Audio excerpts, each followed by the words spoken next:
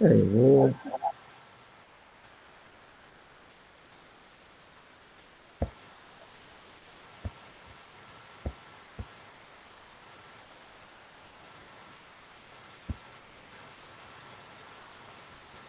Deixa eu pegar aqui.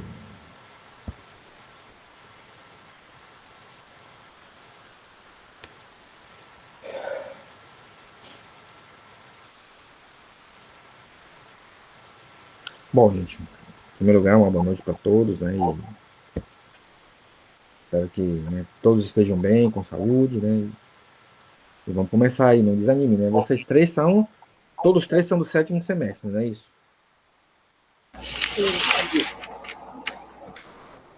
Aham. Vocês três, então, quer dizer, esse ano termina os estudos, né? Não é isso? Então, só o Léo, que era de outro semestre anterior, né? Que foi para outra instituição.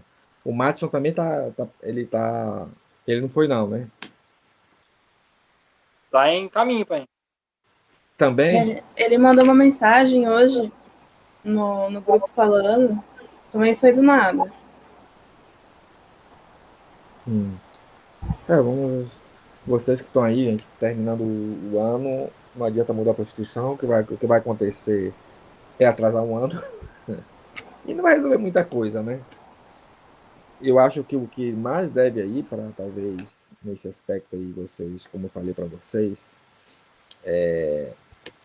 fazer uma pós-graduação, uma determinada área da área da linguística, que é muito bom para vocês, e focar nessa pós, né? Especializar nessa área da, de letras, né?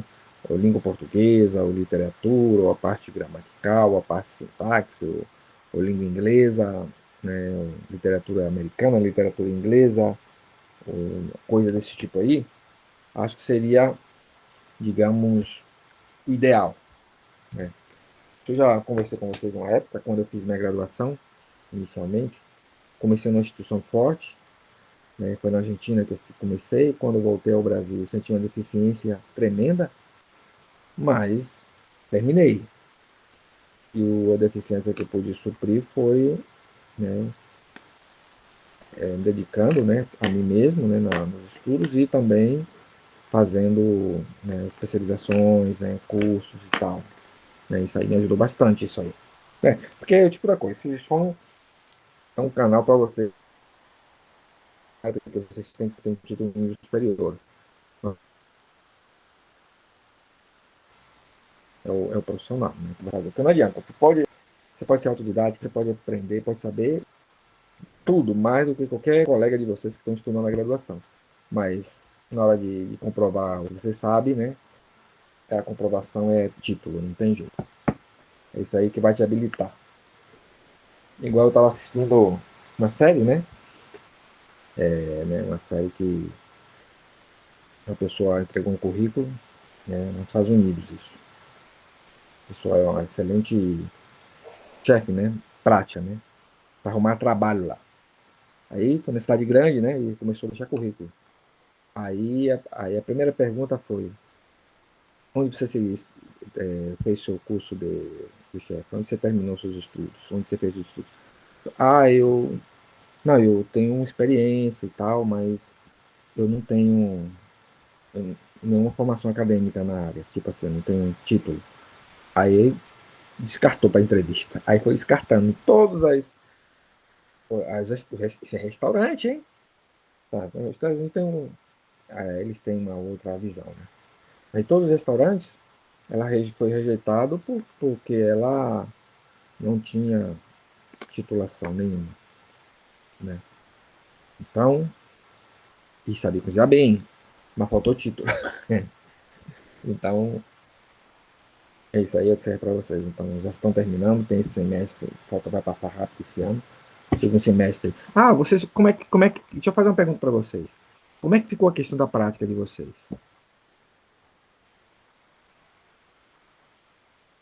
Eu nem sei como é que ficou, porque eu faltei no dia que a Janete falou. Hum. Eu acho que o pessoal aí sabe falar melhor. Ei, Mileniana, como é que ficou a questão das práticas? do estágio, você fala? Sim, Né? do estágio, sim. Ela ia ver, porque as aulas iam voltar dia 1º de março agora, né?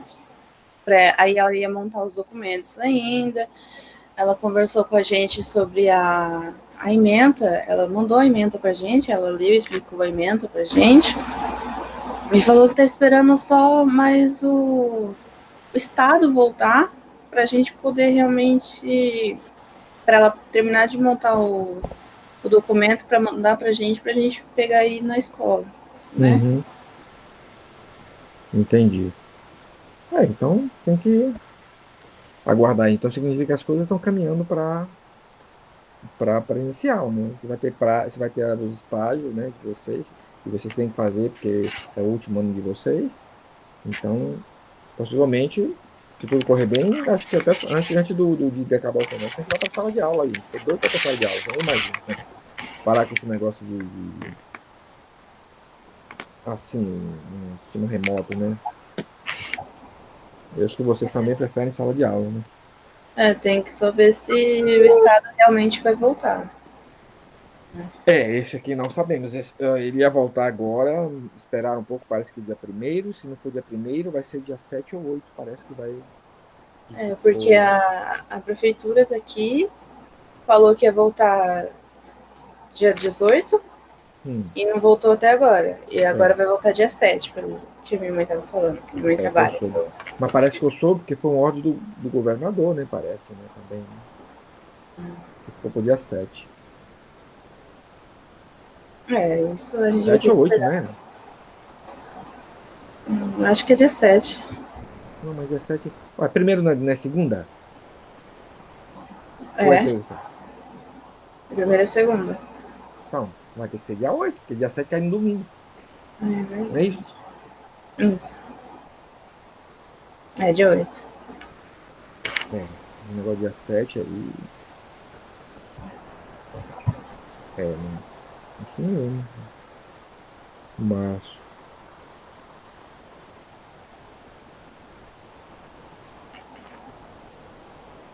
Tem que ser dia 8 mesmo. Março não é domingo. Bom, então vamos lá, gente. Vamos falar só um pouco o que é a literatura africana. A gente tem uma pezinha, vamos sentar aqui. Vamos falar um pouco e.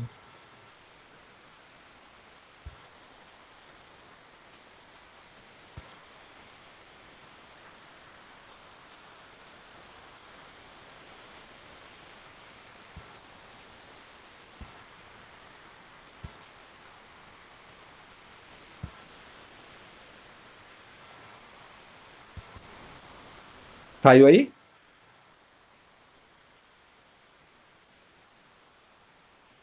Eu vou Tá passar um pouco. carregando.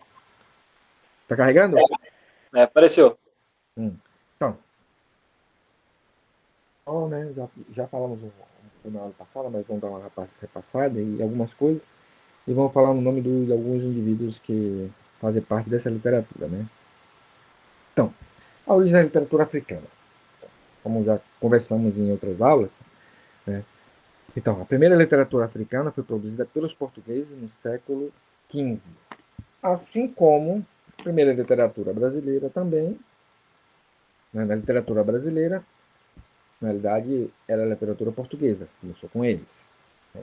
Então, isso aí tem algo paralelo na questão entre África e Brasil, né? Que praticamente foi mais ou menos a mesma época, né? Quando os portugueses foram para a África, né? E também vieram para a América, então conquistaram o Brasil, foi ampliando suas fronteiras, foi tendo pessoas, né, portugueses, né, trouxeram sua leitura para cá, depois todo aquele período, né, que nós estudamos na literatura brasileira no semestre passado, então na África também, né, foi o mesmo esquema, mas quando falamos de literatura africana, não vamos falar de toda a literatura africana, porque tem a literatura africana que faz de língua inglesa, né, faz de língua francesa, também a origem colonizadas pela Itália, né, no caso da Líbia e outro, né, e até espanhol também, né, teve poucos resquícios lá na África de colonização espanhola também, né? Na época foi dividido, um atrás de Berlim foi dividido aí a repartir da África. Isso foi posteriormente, né? No século XIX. Mas antes disso. Então, a literatura africana em língua portuguesa traduz uma certa africanidade.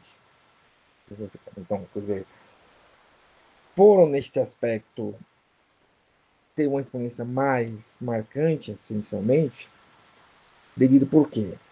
No Brasil, quando foi o Brasil descoberto, vieram os europeus para cá, então encontraram os indígenas, que no caso nosso, tinham a sua própria vida diferente, né? Não tinha certa uma estrutura como tinha, por exemplo, na África, né? Na África, países ali, né?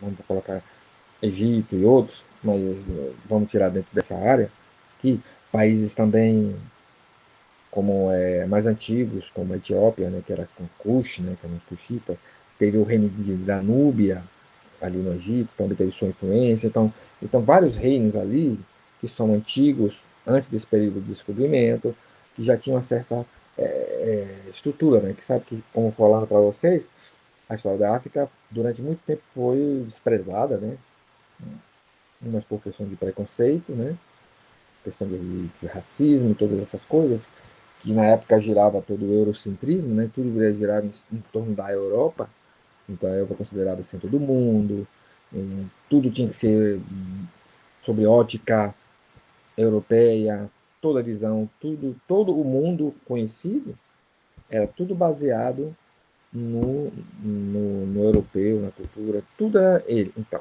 a África, apesar de ter toda essa história, né?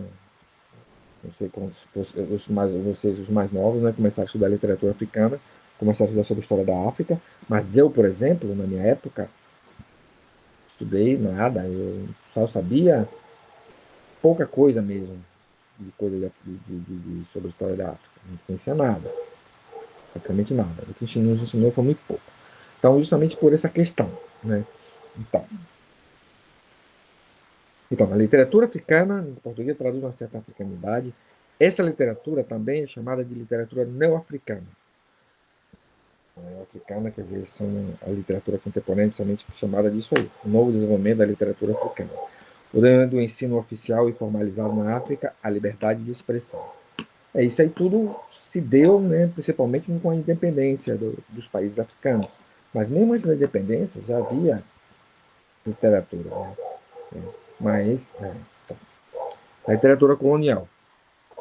Logo após surgiu a literatura colonial, que retratava a vivência dos portugueses nas terras africanas. Você vê, olha o que diz. Retratava a vivência dos portugueses nas terras africanas. Então, quem eram os protagonistas dessa literatura colonial? Os portugueses, os europeus. Então, conta a história de fulano de tal, que esteve lá na África e tal, andou por isso e tal. Tudo, personagem principal, os portugueses, os europeus, andando em terra africana. Não contava nada assim de algum personagem africano, da vida e tal. Não, era tudo baseado nos portugueses. A princípio era isso aí. Então, era uma literatura profundamente racista, onde predominavam as ideias de inferioridade do homem negro. Então, isso foi que afetou muito na questão, muito tardiamente, na questão da literatura e da história africana chegar até nós hoje em dia. Hoje não, já essa questão já foi, digamos assim, resolvida, né, na questão hoje que está presente. Temos uma lei, aqui a lei foi instituído o estudo de estudos africanos no currículo, né, tanto história, literatura, né, então foi forçado isso aí. Ainda no Brasil ainda existe outros caminhos a percorrer, de algumas minorias, né, que deveria também estar presente aqui. Mas pelo menos já é um bom começo. Né? Então, esse é o ponto. Então, como os europeus veem sempre a África como um continente atrasado e que, na realidade, não era. Eles culturas lá milenares, culturas da época do Egito, são como a região, o Império do Núbia, né? que rivalizava com o Egito, e teve uma época que foi conquistado também, eles conquistaram o Egito também, né? Então havia essa questão aí, havia um pós-islamismo na própria colonização, na própria ida dos europeus, principalmente dos portugueses que começaram a buscar mão de obra escrava na África, sabendo que essa mão de obra escrava na África inicialmente era o quê? Eram prisioneiros de guerra, que os líderes lá negociavam com os portugueses, né? Então havia certa estrutura, coisa que no Brasil não tinha, né, por questão dos indígenas, né, que tinha uma cultura diferente, né? Então viviam em situações diferentes, mas lá havia um desenvolvimento já. Mas isso aí não era retratado pela historiografia, justamente por questão de complexo, né, de racismo e outras coisas, como já vimos, né? Então, literatura africana de língua portuguesa. A literatura colonial versus literatura africana de língua portuguesa. Então, quer dizer, colonial que era protagonistas os europeus, né? E depois a literatura africana que começou a rivalizar com eles. A literatura neo-africana, depois o ensino oficial, liberdade de expressão, instalação da imprensa, isso aí ajudou a divulgar bastante. Você vê, a imprensa foi uma das grandes descobertas. Embora não foi a imprensa em si, obviamente, não foi inventado por Gutenberg, como você acredita, né? Foi inventado por um chinês, essas impressões, né? O que Gutenberg fez foi massificação da expressão, digamos assim, modernização do sistema, que já era utilizado na China há muito tempo atrás. Então, mas com a imprensa, veja só como divulgou. É a mesma coisa. Questão o advento da informática, o acesso à população aos computadores. Olha, lembro na minha época, quando eu entrei no banco, eu fui menor aprendiz, né, faz uns anos atrás, não existia computadores assim nos bancos. Existiam algumas máquinas que processavam. E os computadores eram grandes para os centros de processamento do banco. Eu trabalhei no Banco do Brasil, né? Fui menor aprendiz, muitos anos atrás. Então não havia computadores no banco, não tinha computadores. Era a máquina de escrever, normal, e depois máquina elétrica, veio a máquina elétrica, que já revolucionou um pouco. Existiam as máquinas grandes que faziam o apuxamento diário dos balancetes e tudo, era tudo feito manual. Era bem, mas ajudou bastante. Depois começou a chegar os computadores, né, pessoais, para ir substituindo essas máquinas, né? E hoje, todo mundo em casa tem computador, e hoje tem um celular que é um mini computador. Então, quando chegou isso nas mãos, o que aconteceu? Houve uma propagação maior da informação, né? A internet. Então, hoje você conhece o que acontece do outro lado do mundo, você conversa com pessoas, você estuda, você faz tudo. Então, quer dizer, o acesso ao conhecimento está amplamente divulgado. Com essa divulgação, o ensino oficial começou a oficializar isso lá na África, com a liberdade de expressão, e foi cortando essa questão dessa censura, vamos dizer assim, e quando veio a imprensa, começou a se divulgar isso aí. Houve confrontos, rebeliões, rebelião social e política, isso aí também ajudou a propagar literatura, que muitos das pessoas que escreveram viviam sobre essas tensões e às vezes desabafavam em forma de literatura e era um meio de inspiração para esses escritores, né, para escrever essas poemas, textos, poesias, prosa, que seja, né? E houve uma literatura escrita exclusivamente para os africanos, para eles mesmos, e o uso de idiomas locais. Então, foi essas fases que começou a deslanchar na questão da literatura africana. Como vimos, né, também no semestre passado, se tiver alguma pergunta, vocês fazem, tá, gente? Alguma dúvida, alguma coisa, tá bom? Uma contribuição aí. O Justo gosta de falar muito. Milena, Ana Clara também. Então, houve essa questão. Isso aqui no Brasil também aconteceu assim. Então, inicialmente recebemos enlatados, podemos dizer assim. Depois fomos tendo nossa própria literatura, nossos próprios autores, e os autores já direcionados com o contexto brasileiro, já saindo do contexto português, europeu, digamos assim, e com a própria identidade brasileira.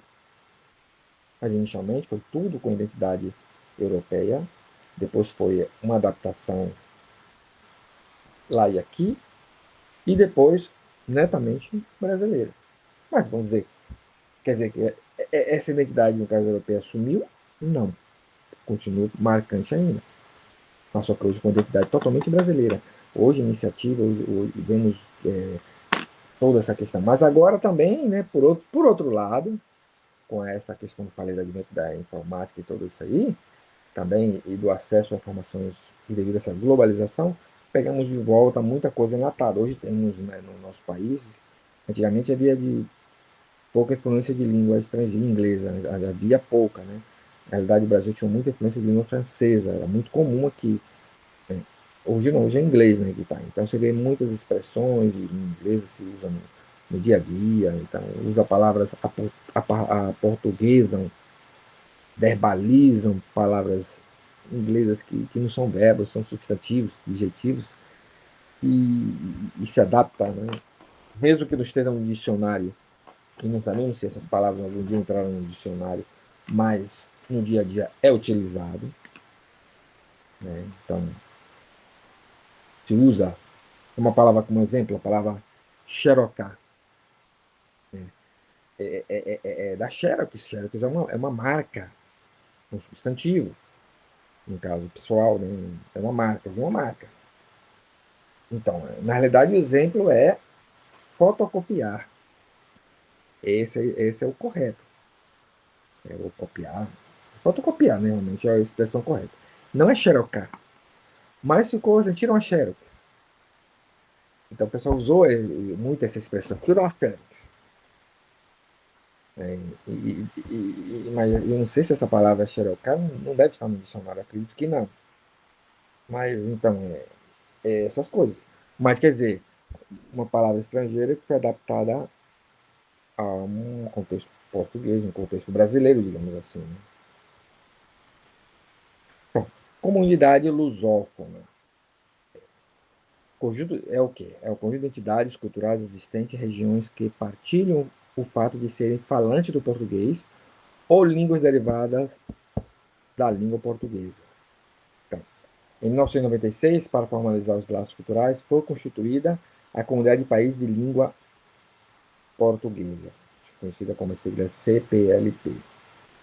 O objetivo é aprofundamento de amizade mútua e de cooperação entre os seus membros. Vocês acham que isso foi positivo ou negativo? O que é que vocês acham?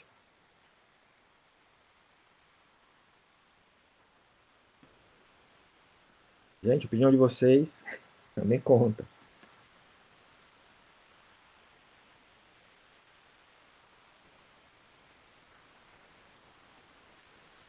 Ué, o Gilson saiu?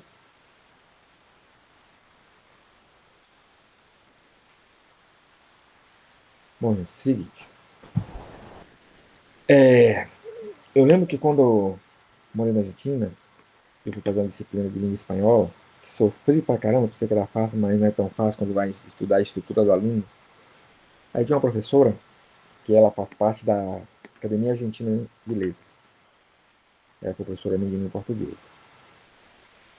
E ela estava falando o seguinte, sobre a questão da língua espanhola, em relação à língua portuguesa. A língua espanhola, a academia, a chamada Real Academia Espanhola, essa é conhecida, tem uma sucursal em cada país de língua espanhola. Está presente. Para quê?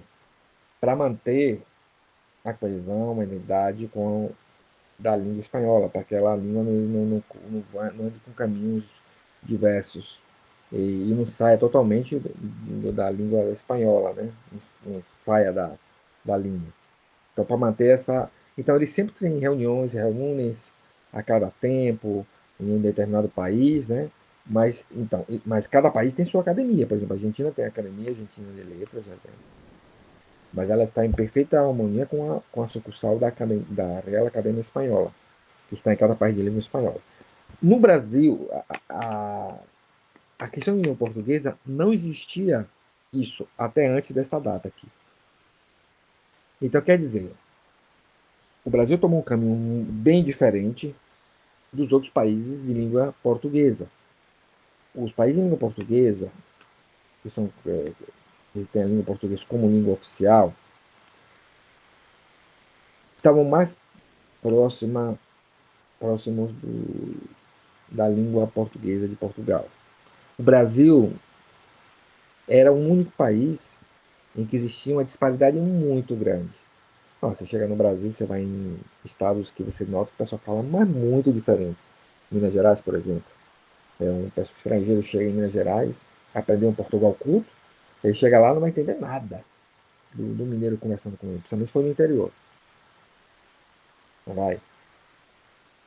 Se chegar para o Rio Grande do Sul, talvez nem sim, porque é um português mais, assim, meio com um sotaque mais próximo, assim, do Portugal, e é bem próximo também do espanhol, então fica, dá para compreender melhor do que um mineiro, por exemplo.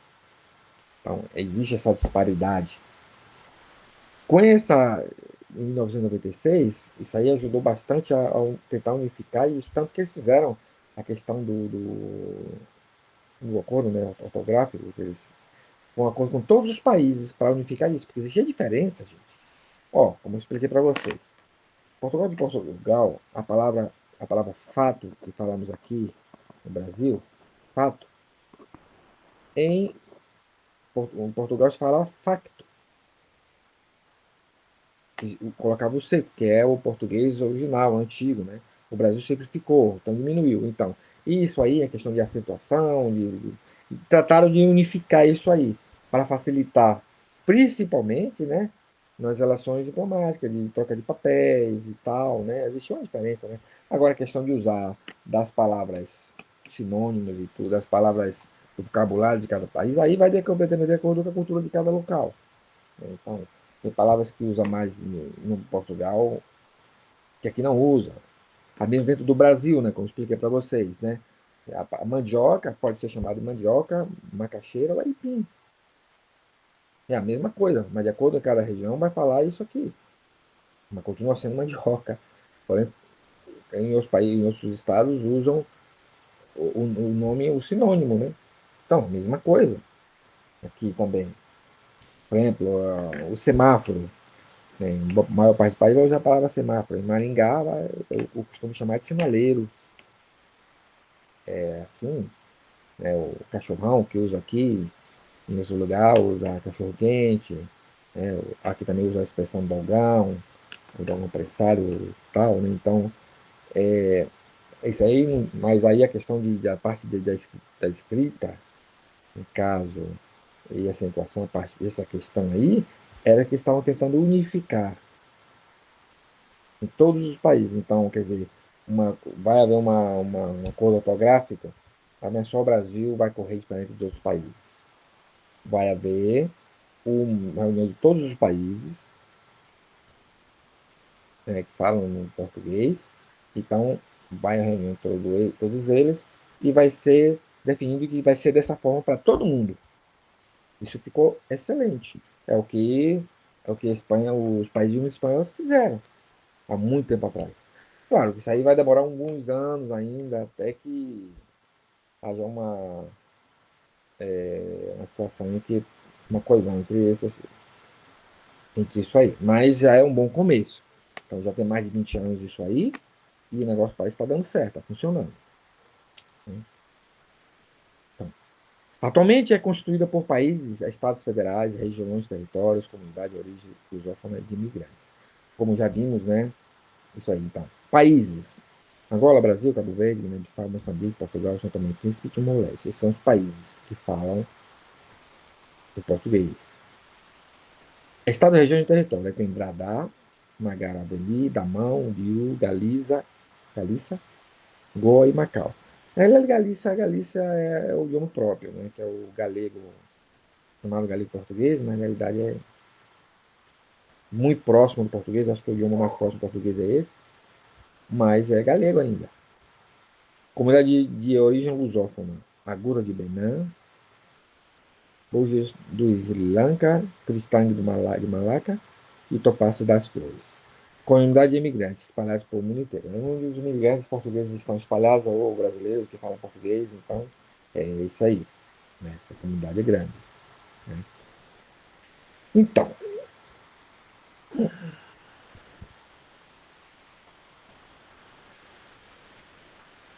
tem aqui, eu peguei um outro material que eu estou explicando mais sobre cada um esses portugueses, ou esses africanos, que falam de português. Isso aqui eu achei muito interessante. Isso aqui, vou passar para vocês, acho que vou compartilhar isso aqui também.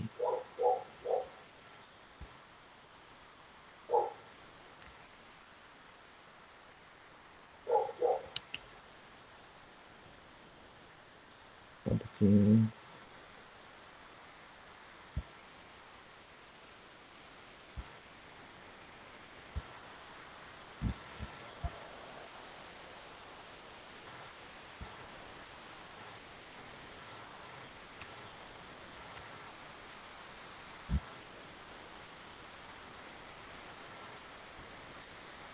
Pronto. Tá saindo aí, gente? Tá assim. Então, um dos indivíduos, vamos falar com todos que estamos aqui, vamos tratar de, vamos falar com cada um deles, ver sua literatura e tal, né? Mas a título de resumo, vamos falar sobre cada um deles. Então, temos o tal do José Eduardo Agualusa. Ele não é negro, ele é branco. Nasceu na Angola, mas ele é africano. Nasceu lá, ele é angolano. Na realidade, ele é origem portuguesa, né? Família portuguesa, mas nasceu lá, em Moçambique. Perdão, em Angola. Nasceu em Angola, em 1960. Então, ele estudou sobre cultura, agronomia em Lisboa. Seus livros são traduzidos em 25 idiomas. Então, um grande escritor, muito conhecido. Escreveu várias peças de teatro, Geração W, Aquela Mulher, Chove Amores na Rua do Matador e A Caixa Preta. Estas duas últimas, juntamente com Mia Couto, que vão ver também sobre ele. Então, ele beneficiou de 3 bolsas de criação literária, a primeira concedida pelo Centro Nacional de Cultura de 1997, para escrever Nação Crioula, e a segunda, em 2000, concedida pela Fundação Oriente, que lhe permitiu visitar Goa durante 3 meses, e na sequência da qual escreveu Uma Estranha em Goa. E a terceira, em 2001, concedida pela instituição alemã Deutschen Akademische Austauschdienst. Quer dizer, acho que é Sociedade Acadêmica Alemã de Intercâmbio. Essa é mais ou menos essa tradução. Graças a essa bolsa, viveu um ano em Berlim e foi lá que escreveu O Ano em Zurique, Tomou o Rio. No início de 2009, a convite da Fundação Holandesa para a Literatura, passou 2 meses em Amsterdã, na residência para escritores, onde acabou de escrever o romance Barroco Tropical. Esse é um dos grandes escritores da literatura africana. Então, ele dedica-se a escrever literatura africana. E ele se considera, né, africano, apesar de sua origem europeia, de português, mas ele é um dos expoentes da literatura africana. Então, aí tem um trecho. José Eduardo Agalusa, A Estação das Chuvas, Lisboa, editora Dom Quixote, 1996. Fala da personagem Lídia ao narrador. A poesia surgiu entre a juventude como o mais óbvio caminho de afirmação cultural. Tiravam-nos tudo, a dignidade, as terras, os homens, e no fim o próprio rosto. Tiravam-nos todo o passado e nós olhávamos em volta e não éramos capazes de compreender o mundo. Então começamos a escrever poesia. A poesia era o destino irreparável, naquela época, para um estudante angolano. Os jovens poetas tinham a consciência de seu papel messiânico. Escrevíamos para a história. Essas narrações. Então, Antônio Miganessa também escreveu isso. É bem coisa, né? Ok. Mas vamos em outro aqui. José João Craveirinha nasceu em 1912 em Maputo, que é a capital de Moçambique, não é isso? E faleceu em 2006. Iniciou sua carreira como jornalista no O Brado Africano e ele colaborou com diversos órgãos de imprensa em Moçambique. Teve um papel importante na vida da Associação Africana a partir dos anos 50. Grande parte de sua poesia ainda se mantém dispersa na imprensa, não tendo sido incluída nos livros que publicou até a data. Outra parte permanece inédita. Esteve preso pela PIDE em 1969 na cela de Cela 1. Tem muitas obras publicadas, sendo considerado um dos grandes poetas de África e da língua portuguesa. Um dos grandes poetas daí, Craveirinha, é outro indivíduo em que escreveu bastante sobre isso. Então, vemos aí, não sei se vocês, algum desses que eu vou passar aí, vocês já escutaram, já leram algo, ou viram algo sobre esses indivíduos, né? Aqui todo depoimento biográfico de janeiro de 1977. É muito grande para ler, eu não vou ler isso tudo, mas ele conta sobre um depoimento autobiográfico, sua própria vida, né, do que ele fez aí, um resumo, foi publicado em 77. José Craveirinha, Grito Negro, aí tem. Eu sou carvão, e tu arrancas-me brutalmente do chão, e fazes tua mina patrão. Eu sou carvão, e tu acende-me patrão, para te servir eternamente como força motriz, mas eternamente não, patrão. Eu sou carvão, e tenho que arder sim, queimar tudo com a força da minha combustão. É uma poesia simples, né? Grito Negro, né? Em relação à questão do racismo e tudo, né? Então ele dá essa, realmente em relação a isso aí. São interessantes as poesias. Eu sou carvão, tenho que arder na exploração, arder até a cinza da maldição, arder vivo como alcatrão mesmo, até não ser mais a tua mina, patrão. Eu sou carvão, tenho que arder, queimar tudo com o fogo da minha combustão. Sim, eu sou o teu carvão, patrão. Mia Couto nasceu em 55 na Beira, em Moçambique. Outro também de origem portuguesa. O Craveirinha também, esse daí também, são de origem portuguesa, mas nasceu em Moçambique. Então ele é africano. É biólogo, jornalista e autor de mais de 30 livros, entre prosa e poesia. Seu romance Terra Sonâmbula é considerado um dos 10 melhores livros africanos do século XX. Os 10 melhores. Recebeu uma série de prêmios literários e em 2013 foi vencedor do Prêmio Camões, o mais prestigioso da língua portuguesa. Assim como temos prêmio Cervantes, né? E outros prêmios. E Camões, no caso, no português, é o principal deles. É membro correspondente da Academia Brasileira de Letras. Então, faz parte também. Né? Outro grande escritor. Mia Couto, Veneno de Deus, Remédio do Diabo. São Paulo, Companhia das Letras, 2008. Trecho de uma conversa entre o arielista Bartolomeu Sozinho e Sidônio. A propósito da língua, sabe uma coisa, doutor Sidônio? Eu já estou a desmulatar. E exibe a língua, olhos cerrados, boca escancarada. A mucosa está coberta de fungos, formando uma placa esbranquiçada. Quais fungos? Reage Bartolomeu. Eu estou a ficar branco de língua, deve ser porque eu só falo português. Temos uma que é chamada Paulina Chiziane. Nasceu em 1955 e cresceu no subúrbio da cidade de Maputo, outra moçambicana. Moçambique, né? Parece que Moçambique ela é bem o berço grande da literatura africana. Né? Então, uma que é de origem negra, né? Os outros eram de origem branca, mas essa é africana neta mesmo. Nasceu numa família protestante, onde se falava as línguas Chope e Ronga. É normal, gente, na África, qualquer um daqueles países, eles não são monolíngues. Sempre fala mais 2, 3, 4 idiomas. Olha, um aluno meu que era de Moçambique, né, o aluno meu lá em Belém, agora ele está em Moçambique, eu estou para lá. Ele fala vários idiomas, o português, o inglês, né? Bem mesmo, inglês não é falar I love you, essas coisas não. Good morning, não. Tá lá mesmo, tá lá. Ele lê inglês, então, e fora os idiomas locais que ele aprendeu lá, né, na tribo dele, que ele estudava, que ele viveu, né, que ele nasceu, foi criado, né, então falava os outros idiomas, né. Tinha outro aluno também africano, que é do Benin, do Benin, que escreve Benin, mas pronuncia Benin, que ele falava francês, né, mas além do francês, um bom inglês também, bem, e mais vários idiomas de lá, locais. Né? Então é muito comum esse pessoal falar mais de um idioma. E aqui no Brasil falamos em português e a duras penas. E só, né? Aprendeu a língua portuguesa na escola de uma missão católica. Então, ele começou os estudos de linguística na Universidade Eduardo Mondlane, sem, porém, ter concluído o curso. Participou da cena política do Moçambique como membro do Frelimo, Frente de Libertação de Moçambique, esse pessoal que lutava pela independência de Moçambique em relação a Portugal, né?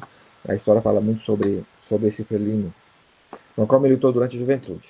A escritora declarou, numa entrevista, ter aprendido a arte de militância na Frelimo. Deixou de se envolver na política para se dedicar à escrita e à publicação de suas obras. Entre as razões de sua escolha estava a desilusão com as diretivas políticas do Partido Frelimo, pós-independência, e a relação à falta de liberdade econômica da mulher. Iniciou sua atividade literária em 84, com contos publicados na imprensa moçambicana, com o seu primeiro livro, Balada de Amor ao Vento, editado em 1990. Tornou-se a primeira mulher moçambicana a publicar um romance. Então, vemos que os outros eram todos homens, né, os grandes escritores, e temos uma grande escritora mulher, né? Ela foi a primeira, mas não foi a única. Saíram outras também, né? Mas foi um dos principais escritores africanos. Né? Então ela tem aqui uma história de poligamia, São Paulo, com Pedro Leite. Vários desses livros aí, vários autores, têm livros publicados no Brasil. Já vimos aí, né? Esse é publicado recém, em 2004, podemos dizer, relativamente recente, né? Vamos falar um trecho, esse trecho para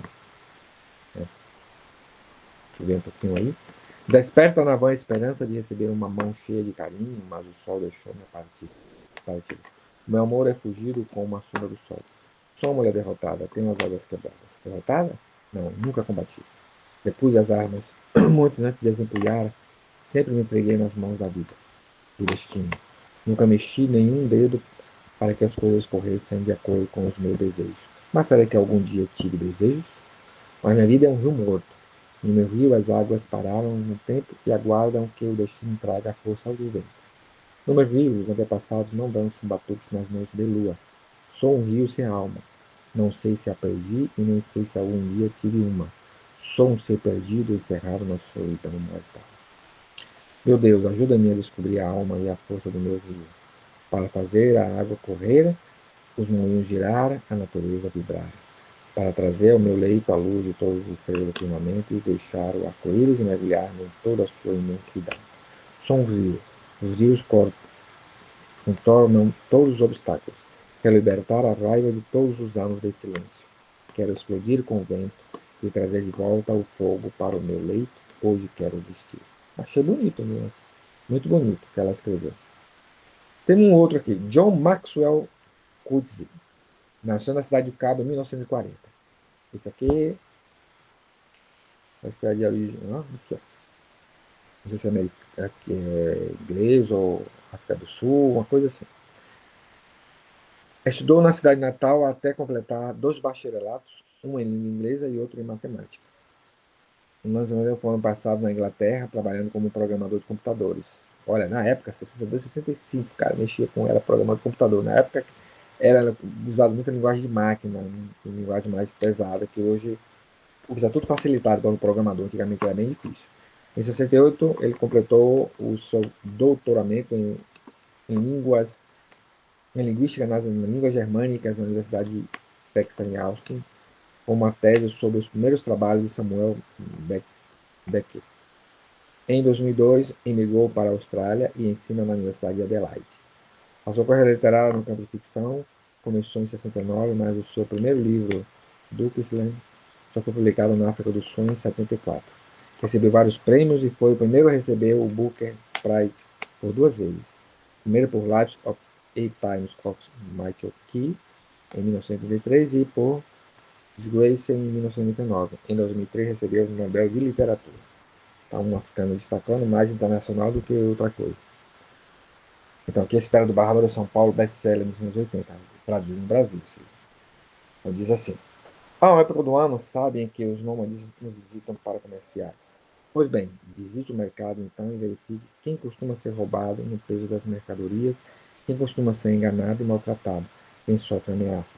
Verifique quem é obrigado a deixar suas mulheres no campo, por temor a que sejam chutadas pelos soldados.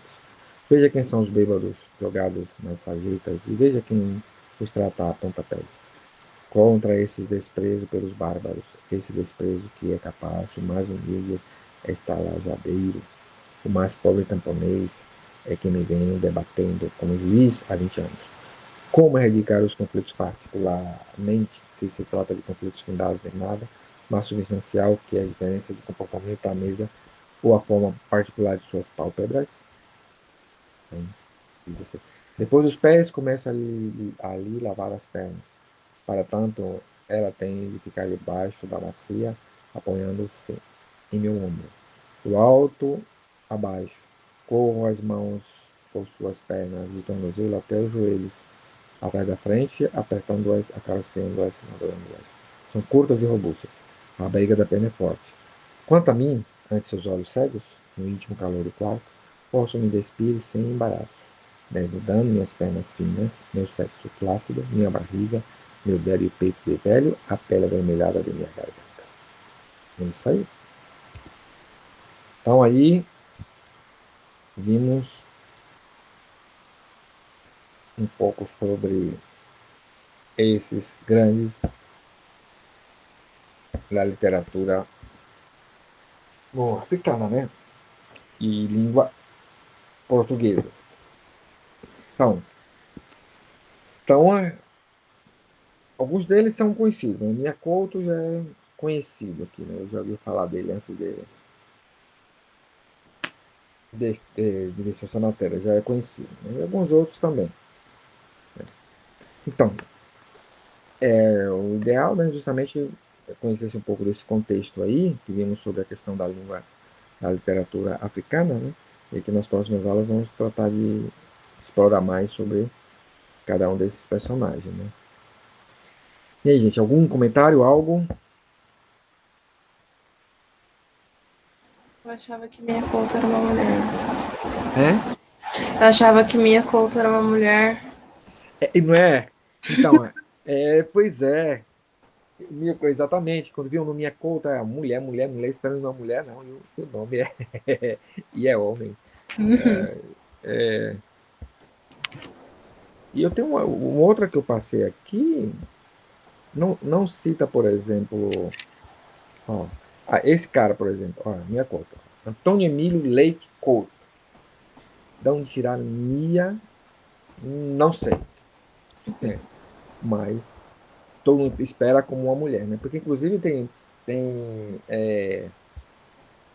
atriz americana que é Mia, uma coisa assim, esqueci o nome dela, que é Mia e algo. Né? Mas eu ainda esperava. Mas realmente a maioria são todos homens, né? E temos aquela mulher, uma delas. É pelo próprio preconceito, né? E a mulher é a única negra também. É, a única mulher e a única negra desse grupo aí. Claro, É. esses são os principais, né? Mas, claro, surgiram outros, né? Com certeza surgiram. Mas ele fala que ela é a primeira mulher, né? A, né? Ter, digamos, destaque na literatura africana. Primeira. Então, significa que é a primeira, significa que tem outra. Não falou que é a única mulher, falou que é a primeira. Então, deve ter outras, né? E também há outros também né, que são negros também, né? Mas, digamos, esses que foram os primeiros, os principais, né? Que divulgou. E ainda bem, né? Que teve, por exemplo, pessoas que não são negros, são brancos, né? Que valorizam a literatura africana. Isso é muito positivo, né? Porque nota que esse pessoal assim, que eles valorizam a sua terra. Eu sou, apesar de ser branco, mas eu nasci na África, eu sou africano. Sou moçambiquenho, eu sou angolano, sou igual a vocês. Isso é bom, porque prova que a questão de racinho, no caso, perdeu muita força, né? Lá, né? Então, algum comentário? Não.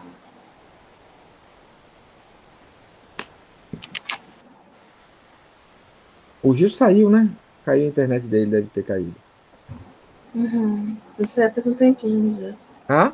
Faz um tempinho já. É, eu sei, eu vi que ele tinha saído há tempo. Ele tem problema só de internet. O ruim dessas aulas